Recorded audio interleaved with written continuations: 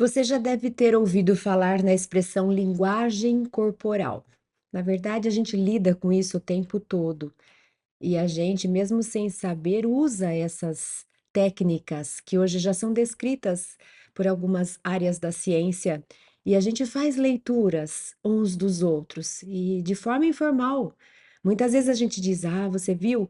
Eu acho que a minha fala assustou, porque a pessoa se contraiu, a pessoa se retirou. Você observou a mudança no comportamento, na postura por aquilo que eu disse, ou às vezes a gente observa na gente. Dependendo da situação que a gente vive, a gente sente que as pernas ficam bambas, coração dispara, ou seja, o meu corpo está me dizendo aquilo que eu estou vendo, ouvindo, vivenciando. É ilusão nossa a gente achar que nossas partes, nossos corpos estão separados uns dos outros. Não.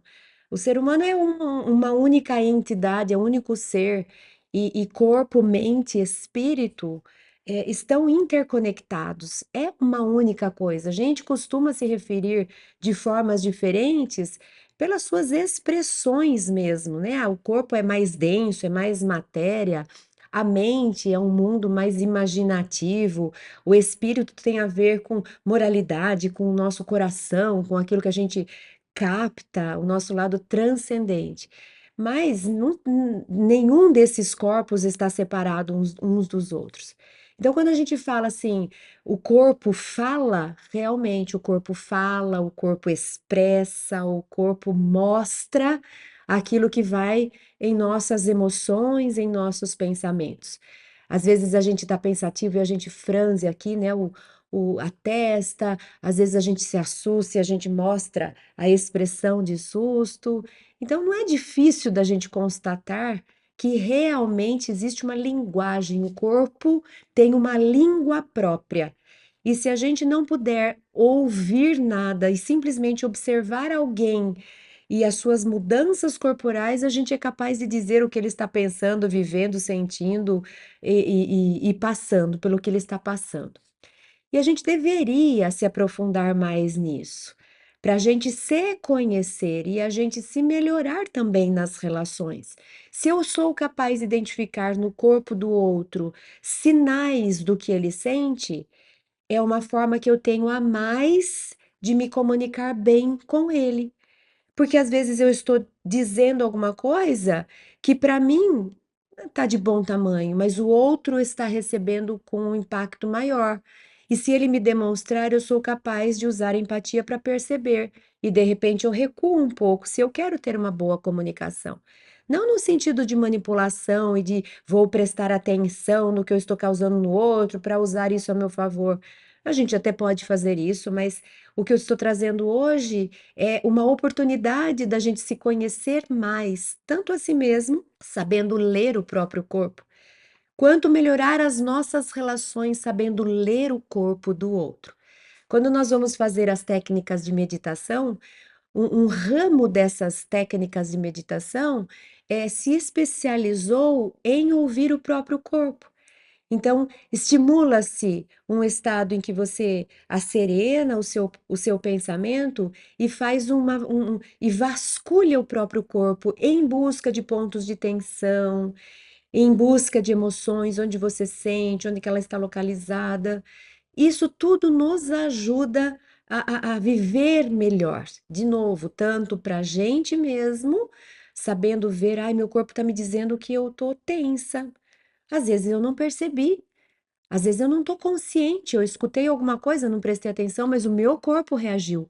Se eu souber ouvir esse corpo, eu vou me conhecer mais. Nossa, por que que meu coração tá disparado?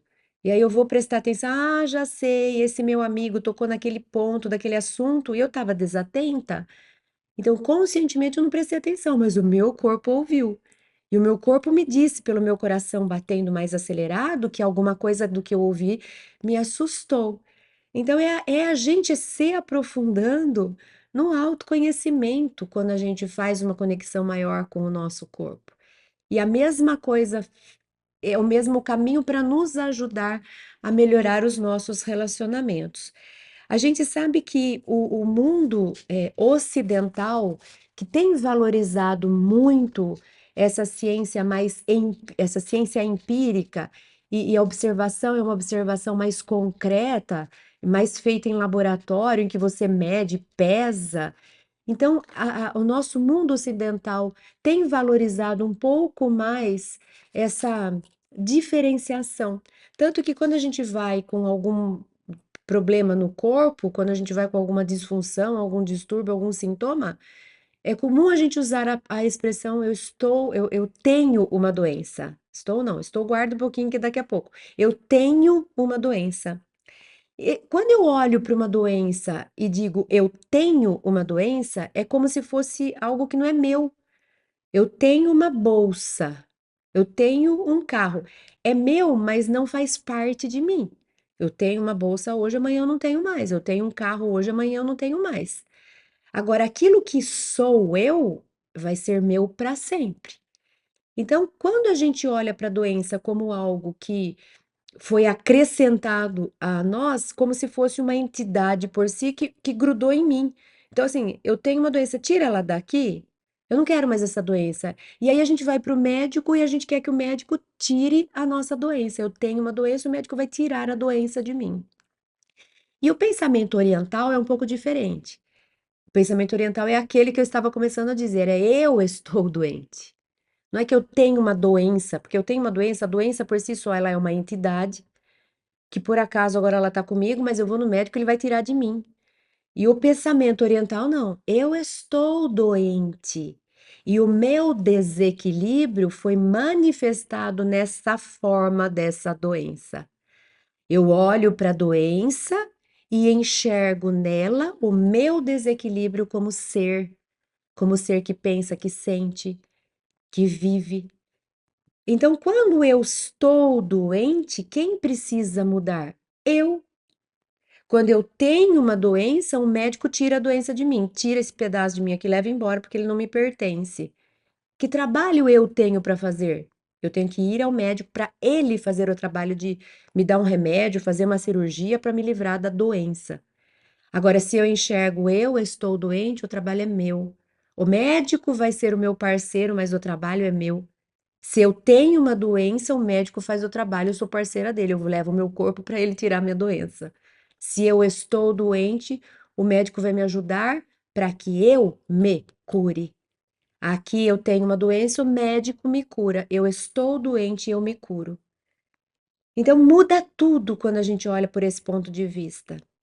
E se eu tenho essa conexão maior com o meu corpo, eu vou saber que, do mesmo jeito que quando eu levo um susto, eu faço essa expressão, quando eu estou passando por algum desequilíbrio, eu gero no meu corpo esse desequilíbrio na forma de uma disfunção, de um sintoma, de uma doença. Se eu acelerei meu coração acelerou por causa de uma coisa que eu ouvi que mexeu muito com a minha emoção, é a mesma coisa de eu gerar, por exemplo, um tumor. Eu gerei um tumor, só que ele é calado, eu não percebo. O coração é mais fácil de eu perceber. Mas da mesma forma que uma emoção acelera o coração, uma outra experiência pode gerar, por exemplo, um tumor, pode gerar uma úlcera, pode gerar um câncer, pode gerar uma disfunção em qualquer sistema do corpo humano. Então a gente fala das doenças psicossomáticas, que segundo Carl Gustav Jung, o psiquiatra que descreveu para gente a psicologia analítica, que por meio de símbolos investiga o inconsciente, ele nos mostra que nossa psique é muito poderosa e nós mesmos instalamos em nós esses distúrbios, essas funções, e elas se tornam doenças para que a gente as veja. Existem muitos pesquisadores a respeito das doenças psicossomáticas e do quanto que a psique gera no corpo aquilo que a gente atribui como doença, sintoma, ou seja o que for. Mas existe um livro clássico, lindo, antigo, mas ainda um best-seller, que ele se chama Amor, Medicina e Milagres. Ele é desse pesquisador Bernie Siegel. É um livro antigo. mas que vale muito ser analisado, ser consultado. E nesse livro, logo no início do livro, o Dr. Bernie Siegel conta a história de um paciente, que essa história aconteceu lá em 1957. E justamente naquela época que se começou a estudar um pouco mais o poder do inconsciente, da psique, da vida emotiva, do pensamento e da sua relação com as doenças. E esse livro se trata disso, e tantos outros vieram depois para analisar essa relação entre o que eu penso e a doença do meu corpo, entre pensamento e corpo, emoção e corpo. E ele conta a história do Sr. Wright, do Mister Wright. Esse Sr. Wright, lá em 1957, ele chega para o Dr. Bernie já num estado de cancerígeno avançado. Ele tinha um linfossarcoma, mas já tinha pegado o corpo todo. Ele tinha, assim, era questão de semanas de vida. E quando ele chega para o Dr. Bernie estava participando de estudos com um tal medicamento que era injetado na forma de uma injeção e que prometia reduzir ou regredir estados avançados de câncer. O Dr. Bernie explicou para o Sr. Wright que no estágio dele já não era mais possível participar desse experimento. Ele já tinha passado do estágio que ainda era possível fazer essa reversão. Mas o Dr. Wright disse: Eu não tenho nada para perder, eu tenho semanas de vida, me deixe participar. E naquela época ele foi aceito e ele recebeu a tal da injeção. E houve então uma surpresa geral. Porém, porque em questão de 2 ou 3 meses, o senhor Wright, ele tinha se livrado de todas as lesões. Não encontravam mais sinal do câncer no corpo dele. Era um milagre. Lembra do livro? Amor, Medicina e Milagres é o nome do livro. Era um, entre aspas, milagre, porque ninguém sabia explicar. E ele então fica bom e vai viver a vida. E o doutor Bernie anota, porque ele também não sabia cientificamente explicar o que tinha acontecido. Mas o senhor Wright estava assistindo a TV e viu uma notícia a respeito daquele medicamento que um dia, uns meses atrás, ele tinha recebido. E a notícia era: o medicamento falhou nos seus testes, não cumpriu o que precisava, não reverteu, não teve êxito, o experimento foi um fracasso. E esse senhor Wright, assustado com a notícia, desenvolve de novo a mesma doença e volta para o estado lá no começo, quando ele procurou o Dr. Bernie. Ele volta com todas as lesões, outras lesões, se espalha pelo corpo de novo, e mais uma vez ele está diante da morte. Mais uma vez, ele recebe a notícia que era uma questão de semanas e meses de vida que ele tinha. O Dr. Bernie não entendeu nada, porque se ele tinha se curado praticamente, né? Tinha sido curado, ele voltou. Então, o Dr. Bernie resolveu fazer um experimento usando essa psique que parecia estar influenciando no processo e disse para ele, conseguiu convencê-lo de que o remédio havia sido melhorado e que uma nova chance, ele poderia ter uma nova chance. O Dr. Bernie sabia que não era isso, ele estava usando de um efeito placebo para ver se conseguiria convencer essa psique a se curar de novo, uma vez que aquela injeção realmente não estava fazendo o efeito que precisava. O Sr. Wright acredita mais uma vez, aceita mais uma vez e toma mais uma vez uma outra injeção que era simplesmente de água pura agora. Água pura. Mais uma vez ele acredita que agora sim tudo tinha sido resolvido, a injeção agora tinha sido aprimorada e agora ia funcionar. E mais uma vez ele limpa, entre aspas, o próprio corpo. Ele se cura das lesões, o câncer some e ele está bom de novo. E aí ele vai viver a vida. Mas depois, mais uma vez, ele descobre, e a gente vai encurtar a história, mas o livro está aí para ser lido. Mais uma vez ele descobre, ele questiona e mais uma vez o câncer volta e ele vai nessa vai e volta até que ele acaba realmente se deixando levar e o câncer realmente leva a vida dele. Mas essa e outras pesquisas parecidas é que movimentaram o Dr. Berne e tantos outros pesquisadores que encontram isso, que encontram a ponto de muitos estimularem, por exemplo, a oração, dizendo que a oração pode, já tem pesquisa científica demonstrando, aliás, que entre grupos que oram, ou seja, professam algum tipo de fé, e outros que não oram, o índice de cura, de melhor qualidade de vida é maior entre os que oram.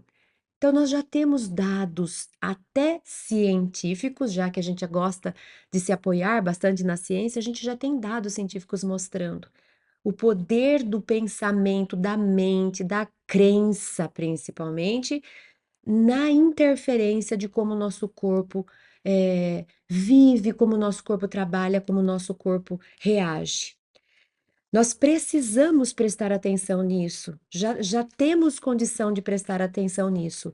Voltando um pouquinho lá para o Jung, esse psiquiatra, ele afirmava que não há nenhuma doença corporal que não envolva fatores psíquicos, tal como acontece com várias perturbações psicógenas que implicam em fatores corporais.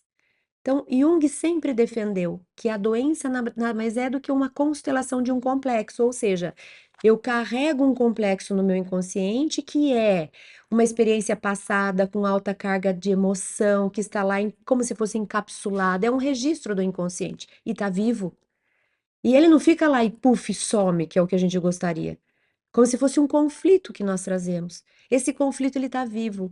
E se ele não for vivido como ele precisa ser conversado, se eu não expor aquilo que está lá reprimido, uma das formas que ele tem de escapar é por meio da somatização.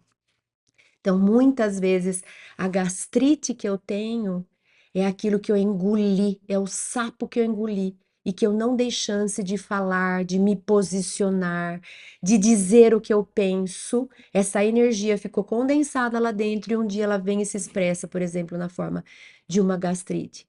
Ou às vezes a gente diz, esse câncer que eu desenvolvi aqui, por exemplo, no pulmão, é aquela mágoa, é aquela tristeza que eu carreguei e que eu não deixei ser vivida, eu não deixei ela se expressar. E ela volta nessa forma, ela se expressa em mim na forma de um sintoma de uma doença, de um distúrbio, de uma disfunção. Então a gente pode sim e deve conversar com o próprio corpo, analisar as coisas que a gente sente, nossas percepções. E a psicossomática nos mostra, inclusive, formas de fazer isso. Por exemplo, de uma forma lúdica. Se você tem aí uma dor, uma doença, um sintoma, converse com ele. Escreva uma carta para ele, conte tudo o que ele provoca em você, o que ele te faz pensar, porque o objetivo último dessa doença que nos aparece é simplesmente um convite para olhar para si mesmo, para olhar a sua origem, o que ela simboliza, procure o símbolo, o que ela significa, o que ela te impede de fazer, o que ela te obriga a fazer. Às vezes a gente diz, eu nunca parava, eu sempre falava, eu preciso parar, mas a vida corrida, e de repente eu levo um tombo e o médico me obriga a ficar parado sem trabalhar por um tempo. E aí a gente diz, então, tá vendo? É o seu self, é o seu chamado. Como você não fez por livre e espontânea vontade, você foi feito, né? Fizeram você parar. E esse fizeram é você mesmo, é a sua força interna, psíquica. E aí sim você sossega. Então existe sim relação simbólica, a gente pode explorar um pouco mais aquilo que a gente sente. Então, se você tem aí algum tipo de doença, converse com ela, escreva uma carta. Olha, você me fez pensar sobre isso, você me impede de fazer aquilo. Eu fico me perguntando até quando você vai ficar comigo. Você me provoca aqueles pensamentos, porque isso é cura. E cura é diluir essa energia condensada que está se manifestando no nosso corpo na forma de uma doença. Ela só pede atenção. Ela pede que a gente olhe para ela, converse com ela para que ela seja diluída. Essa energia, essa carga de tensão emocional que está se manifestando na forma de uma doença precisa ser visitada. Se a gente aprendesse a viver as emoções e deixassem ela, e se a gente deixasse elas fluírem, muitas doenças seriam evitadas. Se na hora que alguém me fala alguma coisa me dá uma raiva, eu sou capaz de deixar isso fluir, não na forma violenta, mas se eu sou capaz de dizer, não gostei do que você falou, isso me machucou, eu não acho, eu não concordo com isso, muito provavelmente a gente teria bem menos doenças manifestando em nós. Mas como nós guardamos, reprimimos, não negamos o que sentimos, isso vai se tomando corpo em nós, tomando o nosso corpo, se manifestando na forma de um desequilíbrio. Então, nós podemos, pela psicossomática, ajudar na saúde do nosso corpo, sabendo fazer leitura dele. E quando nós encontrarmos alguma coisa que nos incomoda, que a gente pare para pensar e conversar com esse sintoma. De onde você vem? Por que que você vem? Que mensagem você carrega? O que que você quer de mim? Que mudança que eu preciso gerar em minha vida?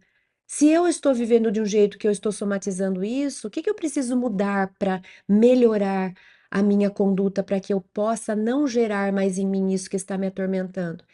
A doença psicossomática nada mais é do que uma carta que o inconsciente nos manda na forma da dor do sintoma ou da doença, para que a gente pare um pouco o mundo lá fora e volte um pouco mais para o mundo de dentro, promovendo um diálogo interno, procurando buscar em nós aquilo que está desequilibrado, esquecido, para que a gente possa oferecer oportunidade para o autoconhecimento. Fica aqui esse convite para que a gente busque um pouco mais de sintonia com o próprio corpo, de diálogo interno e de conhecimento de si mesmo.